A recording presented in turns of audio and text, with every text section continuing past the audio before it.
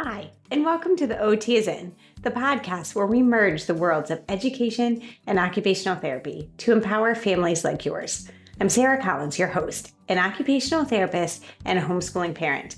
I've experienced occupational therapy by supporting families for over 15 years, but also through seeking out support of my own children, so I'm right here in the trenches with you. Though there is not one way to educate your child, there is a lot to consider when individualizing an education. And the goal of this podcast is to explain some of the why behind what an occupational therapist is thinking so you can apply it to your own family. Especially with my three favorite topics: executive functioning, handwriting, and sensory processing. Each episode will be packed with practical tips, expert interviews, and real-life stories aimed at helping you to create a supportive learning environment for your child. So, grab your headphones and get ready to dive in of the collision of education and occupational therapy. I'm Sarah Collins from Homeschool OT, and I'm thrilled to have you with me on this journey of discovery. Hi, and welcome to the OT is In podcast. In this episode, I am joined by two very, very special guests who I cannot wait to share with you. My daughter, Annabelle, who happens to be celebrating her 17th birthday on the day this episode airs, and my son, Kaleb. For the past few years, Belle has been joining me at different homeschool conferences. Sometimes she's my assistant, but many times you, fellow parents of teens, want to talk to her about her experiences. This episode takes a heartfelt look into our family's journey, especially focusing on the unique sensory and learning needs of both of my children and how they're able to relate to each other with such different sensory needs. Before you listen, you might want to go back to episode 8 to get a little more background of Kaleb's story that he let me share there.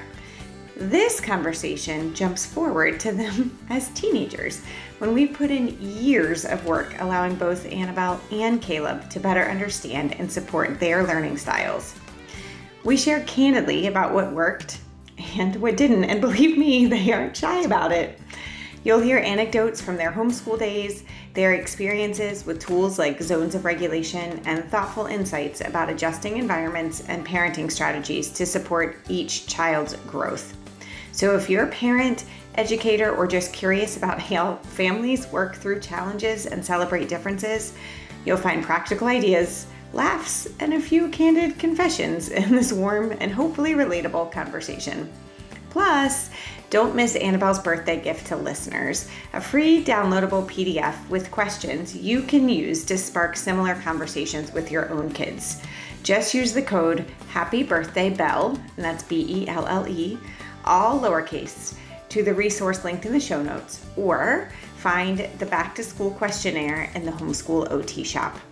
So join us for a real, honest, and heartfelt episode celebrating not only another trip around the sun for Annabelle, but ongoing journey of learning and growing together.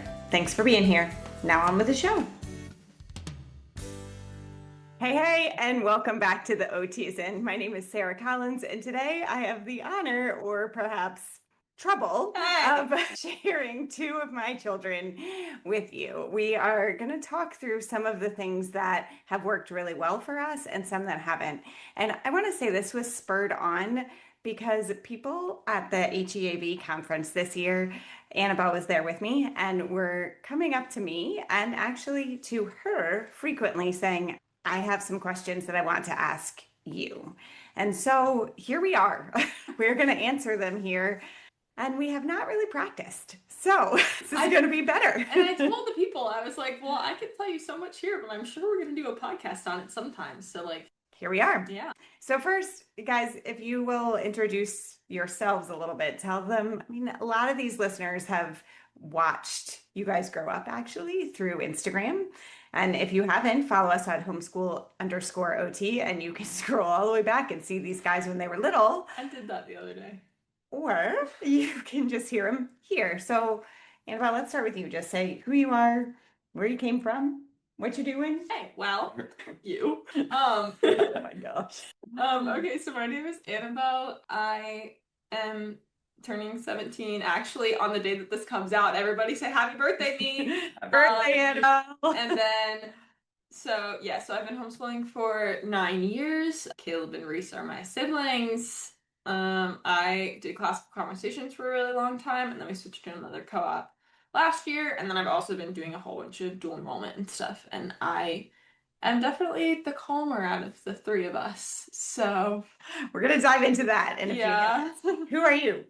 Caleb, I'm 14 and it's pretty much all the same stuff as that. Homeschooled for 9 years. I'm going to hockey school next year, so that's gonna be different. Definitely And he different. talks like this. In your own words, you guys, describe your demeanor as little kids. Like when we first started homeschooling. So you, Annabelle, you were 8, right? Yes. 8 when we first started homeschooling, and Caleb, you had just turned 6 right before that.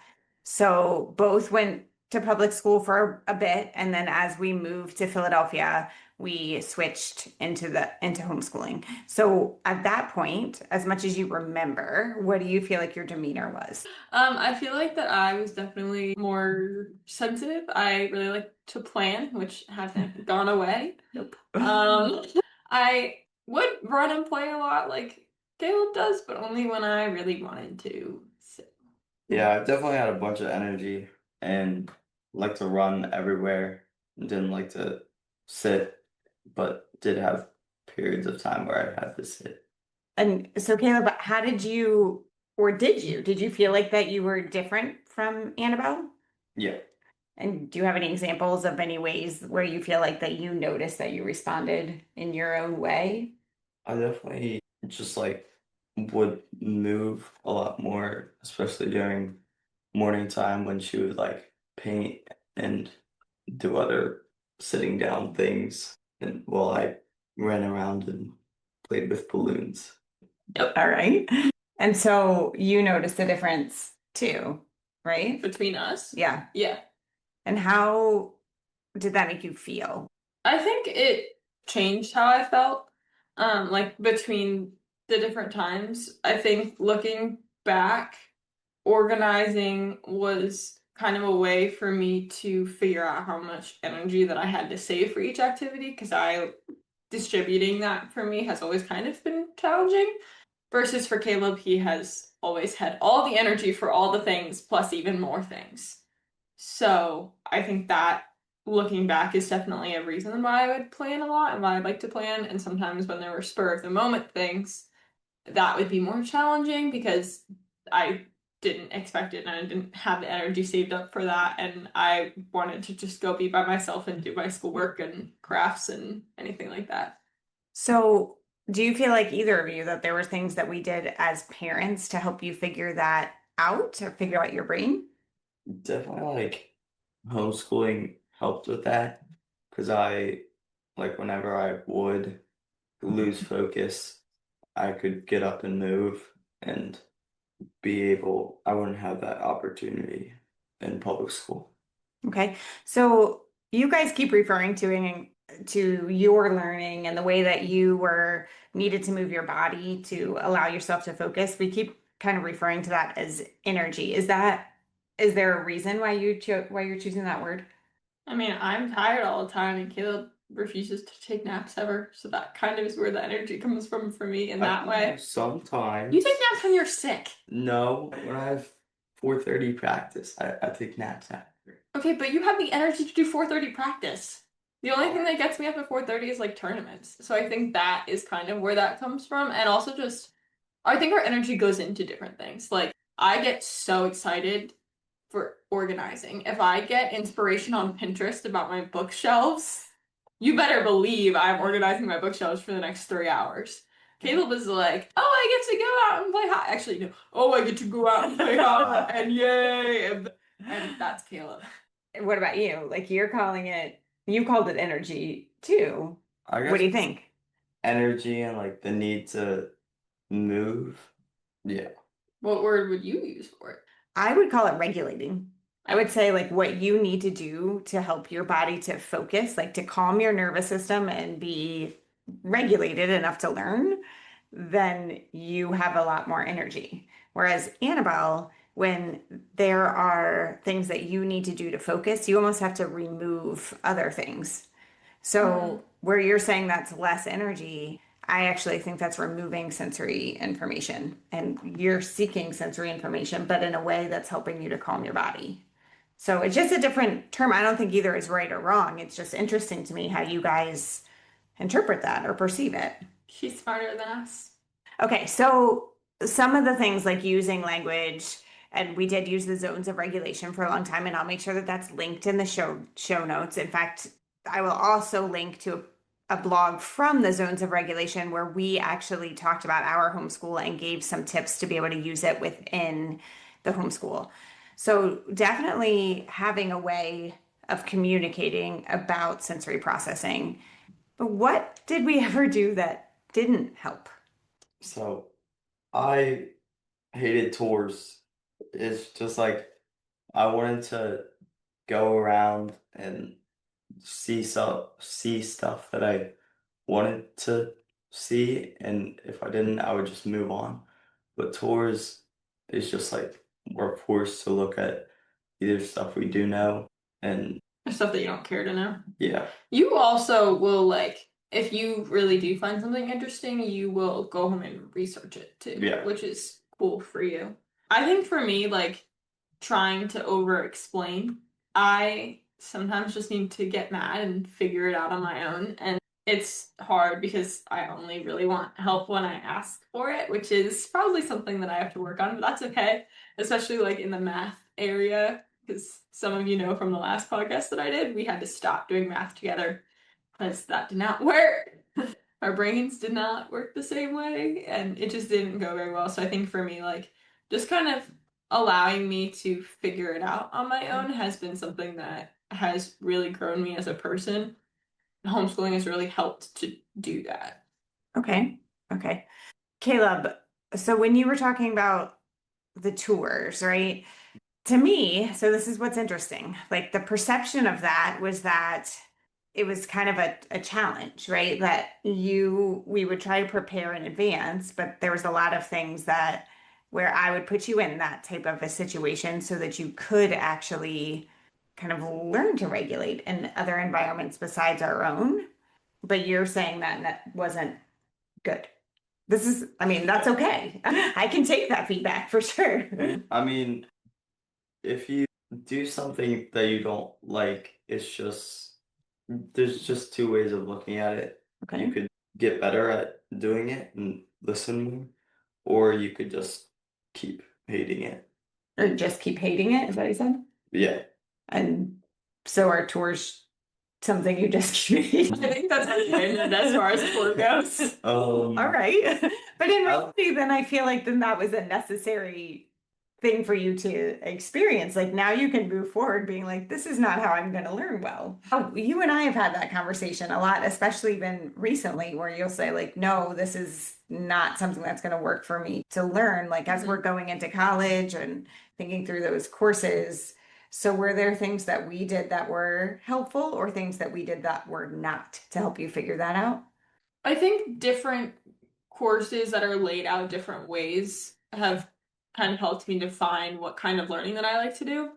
I've been doing a lot of dual enrollment through the community college, and especially in the math area, that has worked really, really well for me because I get a textbook, but I have a teacher, like a professor that knows the program like the back of their hand, but I do it asynchronous, so like I just read it, and if I have questions, I'll meet with my professor, but if not, then I'll just do it by myself. And I think that kind of program has helped to really help me. That kind of program is not good for me in history, as we've learned, and like not having due dates and not having a professor to go to was challenging with history. I'm not exactly sure what is going to work for me with history, but that's something to figure out. It's just the fun. I think you knowing that is really helpful, but also you're not always in control of that, right? Like when you go into college or when you are going on, and people who are listening to this, they are educating in all different ways. Like we can say there's not one right way to do that. Kaleb, you're getting ready to go into, cyber school. You're not going to have control over this is how I learn and what works best for me. I mean, I also have been educated in a lot of different ways. Like that hasn't always been the case, like we did do math together for a really long time, and then I did teaching textbooks, and then I did CTC, and then eventually we were finally like, well, I might as well just get college credit from doing math. But I think from all of that, it helped me learn how I learned. So even if I go in and, I have a professor and whatever, I have learned that reading the textbook by myself, doing the notes by myself, and then going in to a class with a professor, I'll just have a good basis of knowledge, and that can only add to it. So I know what I have to do to prep myself, and then anything above that is just extra. I love that. So you're saying you won't necessarily have to change like, oh, I can't learn this way with this class, I'm gonna have to get rid of it. But things instead of saying, okay, how can I work on this myself? How can I study? What else can I do to take notes? Like that type of thing, so that you can, in essence, be advocating for yourself, almost to yourself. Yeah.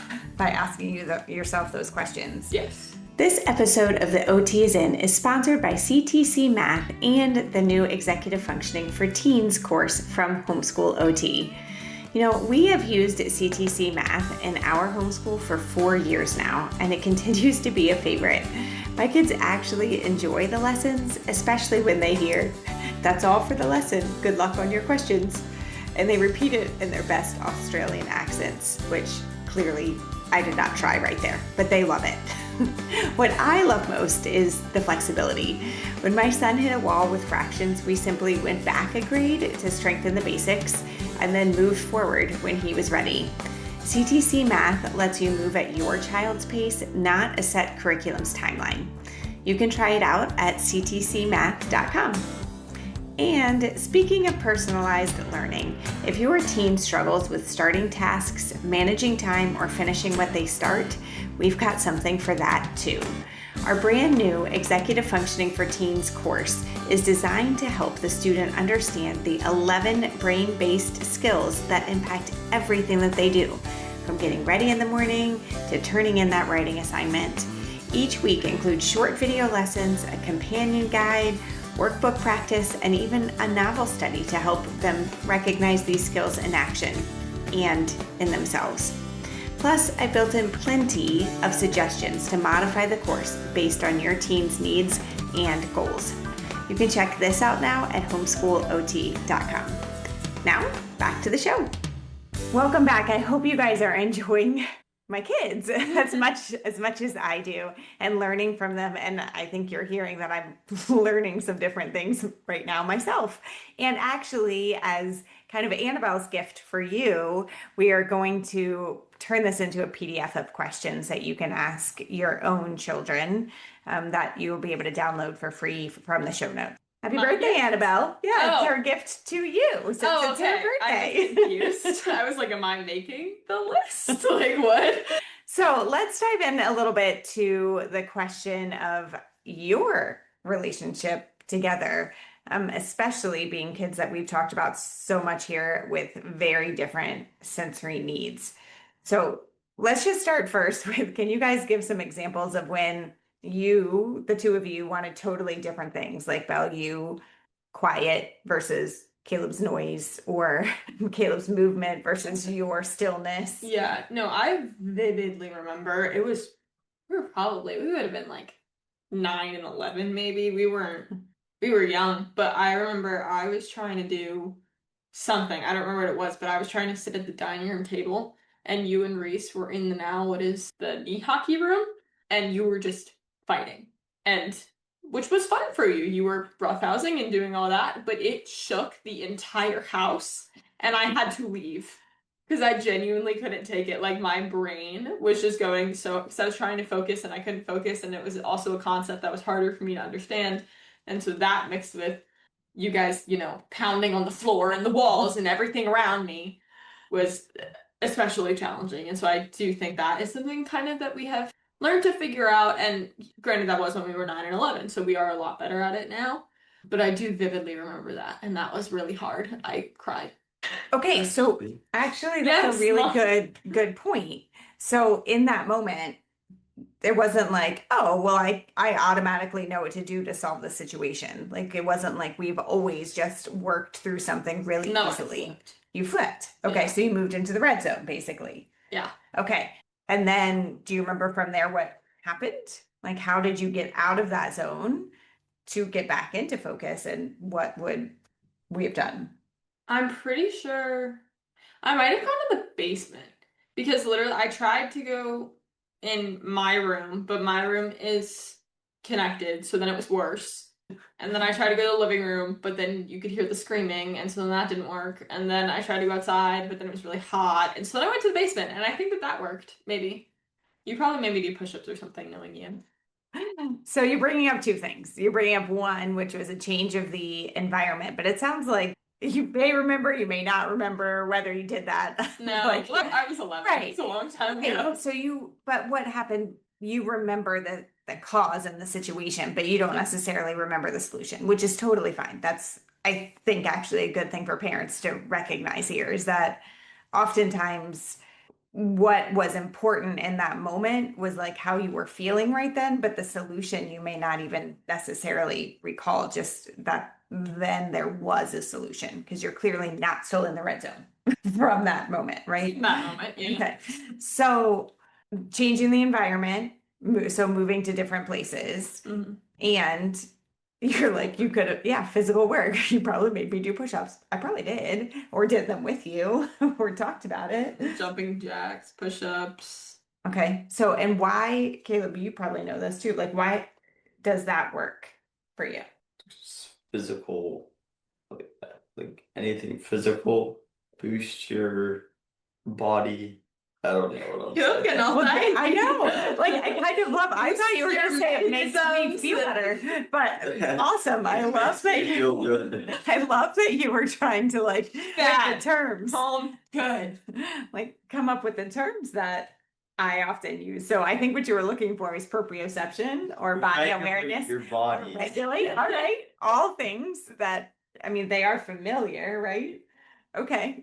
I mean, you don't, it's not like I'm expecting you to go out into the world and be like, guys, I need to increase my proprioception right now. Like, that's probably not. She lowers her voice too when we're being you. We just both lower our voices. I don't think that would win you many friends. Yeah. Give me guys just take a break from feeling in the red zone. But what has helped you to learn to speak up about what you needed in those moments?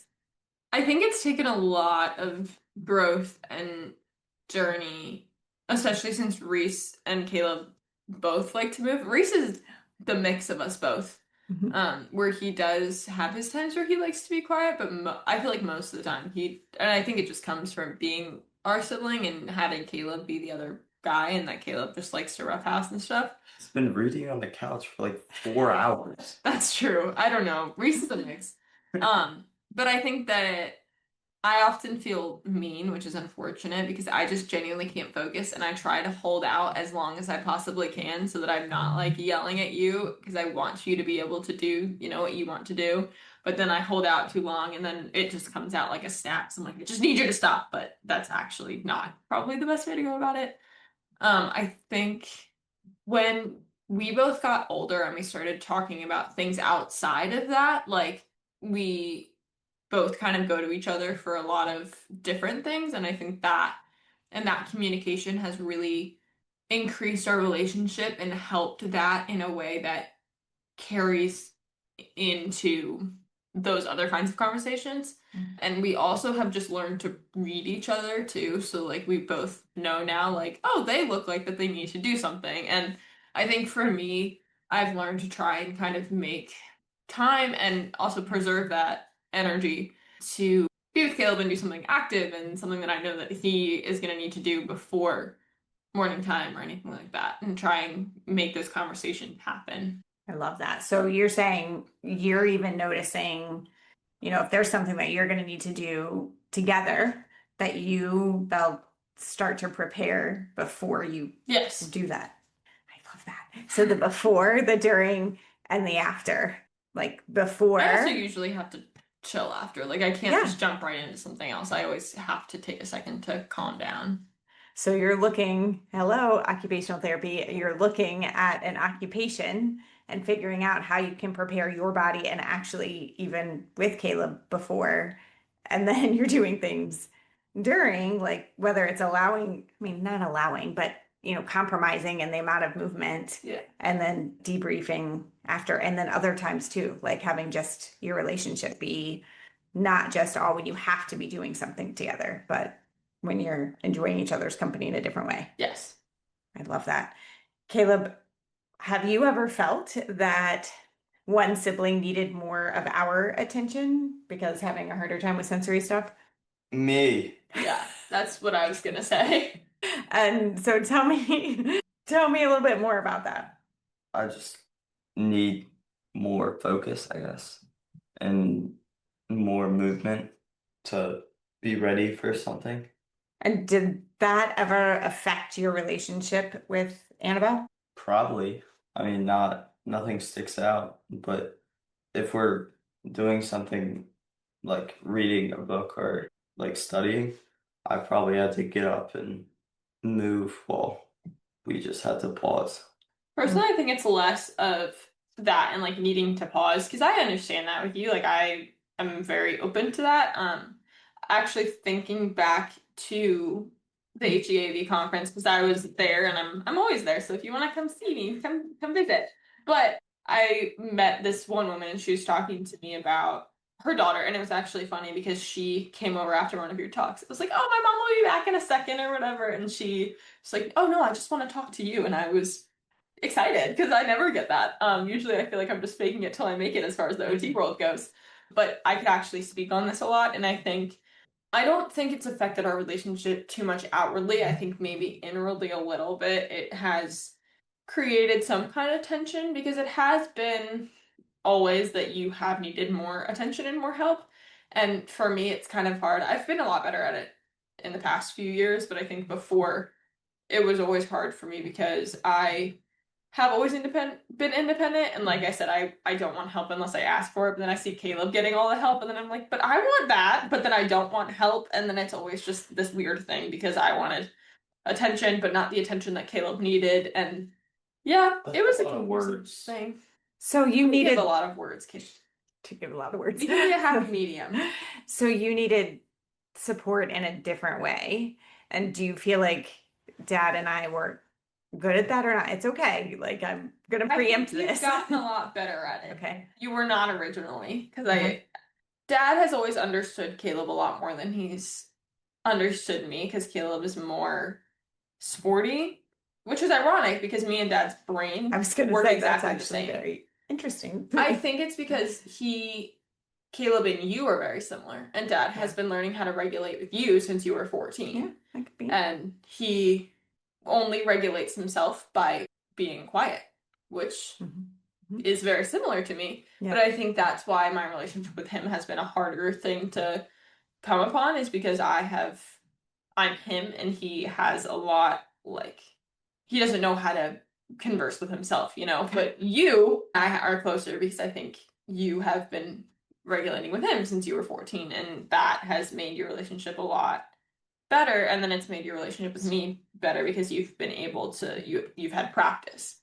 Huh, what an interesting perspective. Things, I mean, it makes sense. It totally makes sense of what you're saying. So, if parents are listening and they're like, "Well, what do I do?" Because I want to make sure both of my kids feel equal. Although, guys, Caleb literally changed his name in my phone to my favorite child. So it's continuously a conversation here of I do want you all to feel loved equally, but also recognize like I am not the equality police because sometimes people need more than others, right? I think for me, it took me a long time to learn that we needed things differently. Mhm. And I always felt so much better getting alone time like with you. And not because I'm having a problem. So I didn't have to Mhm. make up anything, but just genuinely us thinking about, okay, so this would be a good time to just do something, you and me. Right. And that made our relationship so much better because then I didn't feel like I was struggling for attention. Also, because I could plan for that and be like, oh yeah, so this is coming up and that's going to be my time, where it's not going to be us talking and then Caleb comes in and is needing to do something or yeah. Yeah. Okay. Okay. What about you? Were there things that we did really well for you or didn't do really well for you to affect your relationship with your sister? I don't really remember all the stuff like years ago, but I mean we're close now, so We did it. So yeah. we did it. Thank you guys so much for being here, for sharing your hearts, for sharing your relationships, recognizing, Belle, like you said, like we've done it, but we still have a long way to go because these relationships obviously aren't ending, right? Mm-hmm. It's going to be a continuous, lifelong conversation. Who knows? There'll probably be one of these with Reese someday. I'll be like 25. We'll come back here. Yeah. So thank you and happy birthday. Thanks. And thank you for being here. Not Thank happy you. birthday. And not happy birthday. Oh, I hope that you enjoyed my kids as much as we enjoyed having this conversation. As I mentioned in the intro, this episode jumps to my kids as teenagers when we've put in years of work. You also probably recognize that they both have really great self-awareness. Another term for this is metacognition, and it's one of the executive functioning skills that we talk about in the Executive Functioning for Teens course, which they both have taken. They were my guinea pigs. Both of them credit the course for helping them to learn about their brains, recognize their strengths and weaknesses, and learn resources to support their own learning styles. So from here, I'd love for you to do two things. One, go to homeschoolot.com to download the PDF with questions that you can use to spark similar conversations with your own kids. Just use that code Happy Birthday Belle to the resource titled Back to School Questionnaire. You can also find it in the show notes. And while you're over at homeschoolot.com, check out the Executive Functioning for Teens course. It's a course worth half a high school credit, and it will teach your teens about executive functioning skills as well as how to apply these strategies to their own lives. Remember, the OT is always in, and I am so glad that you are here. Before you go, I've got a quick tip and a freebie that you do not want to miss. Executive functioning skills like planning, impulse control, and time management are absolutely essential for our kids, but they don't always come naturally. And that's why I put together a resource called Games That Teach Executive Functioning. It's a downloadable guide that includes fun, simple games, ones that you may already own. They support skills like working memory, flexible thinking, and more. It's perfect for families who want to learn, but let it feel like play, or who recognize that you really learn through play. So head on over to homeschoolot.com and grab your copy. You can go to the shop tab and find it. So let's make building executive functioning skills more doable and fun. Thank you so much for being here, and grab your copy.